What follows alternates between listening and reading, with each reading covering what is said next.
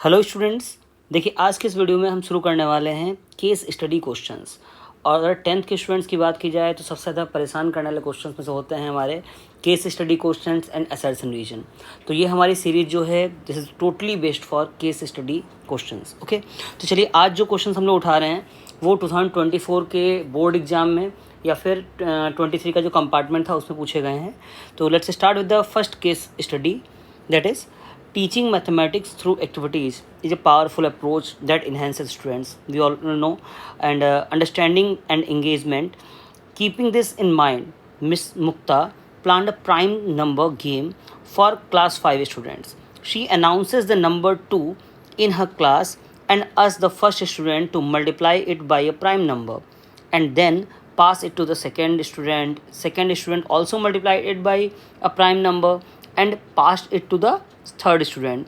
In this way, by multiplying to a prime number, the last student got the result to be 173250. ये result आ रहा है 1,73,250. Okay, now Mukta asked some questions as given below to the student. तो जैसा कि case study में रहता है कि पूरा पैराग्राफ आपको दिया गया होता है और उस इंफॉर्मेशन से रिलेवेंट क्वेश्चंस जो होते हैं वो नीचे पूछे जाते हैं। ठीक है, तो वी ऑल नो कि 10th क्लास में हमारे पास 3 केस स्टडीज़ अभी तक आ रही हैं जो 4-4 नंबर की ईच केस स्टडी होती है। ओके, और इसमें जो क्वेश्चन डिवाइड होते हैं वो इस तरीके से कि 1 to 1, यानी कि पहला 1 नंबर का हो गया, फिर 2 नंबर का क्वेश्चन, फिर 1 नंबर का क्वेश्चन। इस तरीके से क्वेश्चंस को डिवाइड किया जाता है। तो ओवरऑल 12 मार्क्स की केस स्टडी के क्वेश्चंस आते हैं। Okay, so let's start our question. तो इसमें जो हमें लास्ट रिजल्ट मिल रहा है, देखिए मिस मुक्ता जो हैं उन्होंने जो नंबर दिया है दैट इज़ 2। पहले स्टूडेंट को 2 नंबर दिया, फिर उसको कहा कि अच्छा ठीक है अगले प्राइम नंबर से मल्टीप्लाई करिए। 2 के बाद अगला प्राइम नंबर मिलेगा 3, उसके बाद 5, फिर इस तरीके से जो स्टूडेंट्स हैं अपने अपने प्राइम नंबर से मल्टीप्लाई करते जा रहे हैं। अब ज़रूरी ये नहीं है कि जो अगला स्टूडेंट मिलने वाला है वो एक नंबर इंक्रीज करके ही मल्टीप्लाई करे, वो चाहें तो सेम नंबर से भी मल्टीप्लाई कर सकता है। ओके, क्योंकि उसे एक प्राइम नंबर से मल्टीप्लाई करना है। तो जो फाइनल रिजल्ट हमारे पास आ रहा है वो है 1,73,250। ओके, तो पहला जो क्वेश्चन अराइज होता है इसमें, what is the least prime number used by the student. तो ऑब्वियसली जो लीस्ट प्राइम नंबर है वो मिस मुक्ता ने ही दिया है ऑलरेडी इसमें, तो पहले का हमारा आंसर आ जाएगा 2। ओके, क्योंकि she announces the number to be 2 in her class. Okay, तो लीस्ट प्राइम नंबर इज़ 2, तो फर्स्ट आंसर ये मिल गया। चलिए अगला पार्ट देखिए। सेकेंड में कहा गया है how many students are in the class. Okay, कितने स्टूडेंट्स हैं ये हमें तभी पता चल पाएगा कि टोटल कितने प्राइम नंबर्स का वहाँ पे यूज हुआ है। तो इसके लिए हमें जो डिजिट दी गई है 1,73,250, इसको फैक्टराइज करना होगा। तो लेट्स राइट इट। ओके, अब इसके फैक्टर्स करते हैं। स्टार्ट डिवाइडिंग बाय 2, तो 2 से डिवाइड किया वी विल गेट 8, फिर again 6 and then 2 5, then will start divide by 3 से डिवाइड किया गया, 3 2 6, फिर 3 8 जा 24, 3 8 जा 24, देन यू विल गेट 3 7 जा एंड 3 5 जा।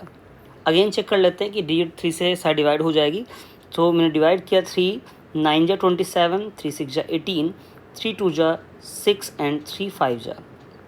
अब दोबारा फिर से चेक कर सकते हैं 3 से डिवाइड हो रहा है, तो चेक किया 3 भाई 9 6 आपका होगा 15 और 25 नहीं डिवाइड होगा। तो इस केस में हमें क्या करना है, अब इसको 5 से डिवाइड करना है।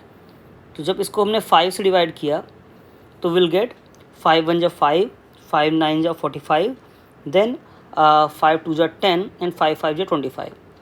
अगेन 5 से डिवाइड कर लेते हैं, 5 3 जा 15, 5 8 जा 40 एंड 5 5 जा। फिर 5 से डिवाइड कर सकते हैं हम लोग हैं, तो इट्स 5 7 जा 35 एंड 5 वी कैन गेट 5 7 जा अगेन, फिर 7 and the last one is 11। तो इतने प्राइम नंबर्स यानी ये फैक्टर्स आ जाएंगे, तो जिसको हम लिख सकते हैं 2 × 3 का square into 5 to the power 4, just a minute, 1 2 3 sorry 3 है, 5 टू द पावर 3 एंड 7 × 11। तो ये प्राइम नंबर टोटल में मिल रहे हैं। तो हम देखें यहाँ पे कितने प्राइम नंबर्स यूज हुए हैं। तो भाई 2 की पावर है 1, यानी 2 एक ही बार यूज हुआ है। फिर 3 की पावर कितना है 2। ओके, मतलब 2 स्टूडेंट्स हमारे ऐसे हैं जो 3 मल्टीप्लाई कर रहे हैं। फिर 5 की पावर 3, मतलब 3 स्टूडेंट ने 5 से मल्टीप्लाई किया है। फिर 7 की power 1 and the 11 to the power 1। तो टोटल स्टूडेंट जो क्लास में हुआ जिन्होंने मल्टीप्लाई किया है that is 1 + 2 that is 3, 3 6 7 and 8। तो आंसर इज़ 8। तो how many students are in the class? So there is 8 students. Okay, next one, what is the highest prime number used by the students? Highest prime number, सबसे highest time use कौन सा हुआ है भाई? Sorry, highest prime number, highest value पूछी गई है, that is 11।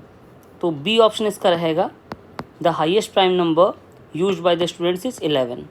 Okay, I hope clear हो गया होगा कि इसमें 11 क्यों आया है। हाईएस्ट प्राइम नंबर मतलब प्राइम नंबर की सबसे बड़ी वैल्यू क्या यूज हुई है, that is 11। Next is which prime number has been use maximum times? तो ऑब्वियसली 5 जो है उसको 3 टाइम्स यूज किया गया है, तो the third option is 5। Okay, prime number 5 is used the maximum time, that is the answer. आपको यहाँ पे 3 आंसर नहीं देना है, 5 is used for 3 times but the highest prime number is going to be 5। Okay, so I hope ये आपको समझ में आ गया होगा। ये केस स्टडी जो है लास्ट ईयर ही पूछी गई है 2024 में। ओके, चलिए देखते हैं अगली केस स्टडी। तो ये जो सेकेंड केस स्टडी मैंने पिक किया है यहाँ पर, that is asked in compartment exam of CBSE 2023। देखिए, ये भी रियल नंबर बेस्ड ही है। केस स्टडी क्या है कि February 14 is celebrated as international book giving day and many countries in the world celebrate this day. Some people in India also started celebrating this day and donated the following number of books of various subjects to a public library. History 96, Science 240, Mathematics 336. These books have to be arranged in minimum number of stacks such that each stack contains books of only one subject and the number of books on each stack is the same. Based on the above information, answer the following questions. Okay, so यहाँ पे बात की गई है कि जो पहले तो इसमें बता दिया गया आपको कि international book giving day is celebrated 14। ये एक जनरल इन्फॉर्मेशन आपके लिए है। Then it is said that जो मेन इन्फॉर्मेशन क्वेश्चन के लिए हमें यूज़ करनी है वो है हिस्ट्री की जो बुक्स हैं यहाँ पे दे आर 96। ओके, साइंस के लिए 240 एंड मैथ्स के लिए 336। So highest is maths. Now these books have to be arrange in minimum number of stacks such that each stack contains books of only one subject and the number of books on each stack is the same. ठीक है, so how many books are arrange, जो question पूछ रहे हैं पहला, how many books are arranged in each stack. तो आपको करना क्या है, इसके लिए इनका SCF लेना पड़ेगा। तो for SCF you need to find the factors of इस टर्म। तो 96 से लिखा मैंने, you have to divide by 2, it will be 48। फिर 2 से डिवाइड किया आपको मिल जाएगा 24। फिर 2 से डिवाइड किया 12 आ गया। फिर 2 से डिवाइड किया हमने, सो इट्स 6। अगेन 2 से डिवाइड किया 3। देन 240, तो 240 के लिए भी सेम प्रोसेस लगाएंगे। 2 से डिवाइड किया 120, अगेन 60। फिर 2 से डिवाइड किया 30, देन 15, 3, फिर लास्ट में 5। ओके, 336 पे आ जाते हैं। 336 के लिए डिवाइड बाई 2 किया 1, फिर यहाँ पे आपको मिल जाना है 6। ओके, 2 6 जा 12 एंड देन 2 8 जा, फिर 2 से डिवाइड कर लीजिए 8, 4, अगेन 42, अगेन 21, 3 से किया फिर 7। तो इस तरीके से हमें इनके जो प्राइम फैक्टर्स हैं वो मिल गए हैं। अब आपको ये देखना है कि what is the SCF। So SCF is basically highest common factor, जो सब में कॉमन होगा। तो अब देखिए यहाँ पर अगर 2 देखा जाए 96 में, तो 1 2 3 4 5 टाइम्स 2 आ रहा है, 1 टाइम 3 आ रहा है। ऐसे ही 240 में we are getting 1 2 3 4 times 2 and 1 time 3। और 336 में अगेन 4 टाइम्स 2 एंड 1 टाइम 3। तो फाइनली वी कैन से कि जो SCF होगा वो 2 की पावर 4 सभी में मिल रहा है जो, और 3, 2 की पावर 4 एंड 3, 2 की power 4 and 3। Okay, so it is the SCF, जिसको हम अगर सॉल्व करते हैं तो आएगा 48। मतलब ईच स्टेक में 48 बुक्स होनी है। ठीक है, तो जो हमारा पहला आंसर होना है कि how many books are arranged in each stack, that is 48 books will be in each stack. चलिए सेकेंड पार्ट देखिए, how many stacks are used to arrange all the mathematics books only for mathematics. Okay, तो for maths के लिए अगर बात की जाए तो number of stacks for maths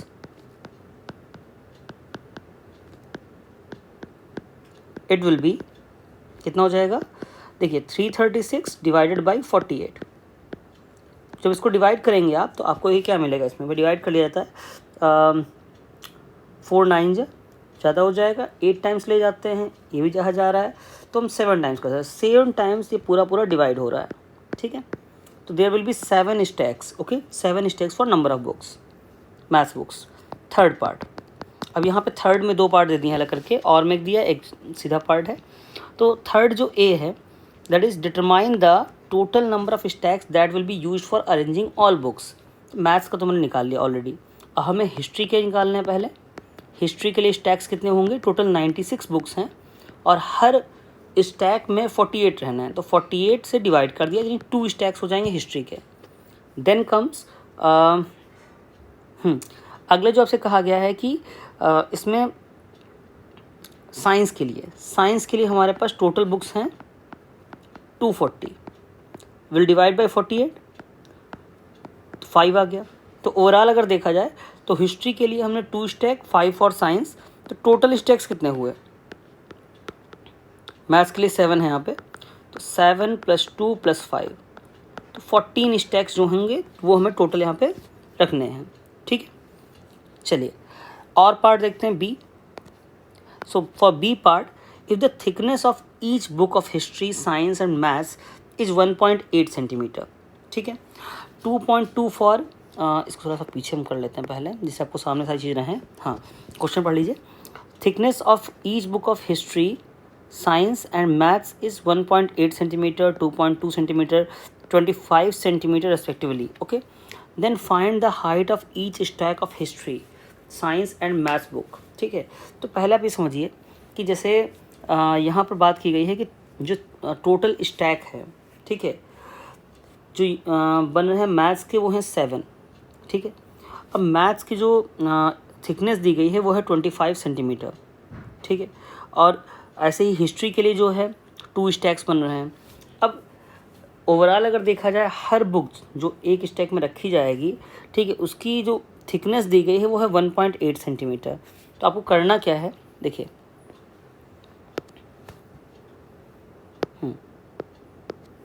just minute, हाँ, इट्स 1 सबसे पहले मैथ्स के लिए आ जाते हैं हम लोग हैं, पहला हिस्ट्री दिया, हिस्ट्री के देखते हैं फॉर द बी पार्ट।